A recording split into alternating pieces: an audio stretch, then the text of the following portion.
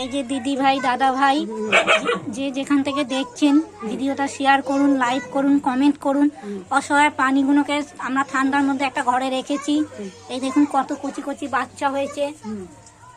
তুমি যে যেখানে দেখুন খুব কষ্ট, শীতে এদের দুধ কিনতে হয়, সব কিছু করতে হয়। আপনারা শেয়ার করুন, লাইক করুন, ভাই বোন যে যেখান থেকে দেখছেন কমেন্ট করুন, লাইক করুন, শেয়ার করুন। দিদি ভাই দাদা ভাই কাকা কাকিমা দেখছেন কি ঠান্ডায় গায়ে লোম নেই, সব কি অবস্থা, কষ্ট পাচ্ছে। এ তো একদম রোগা রুগ্ন হয়ে গেছে এই কুকুরটা।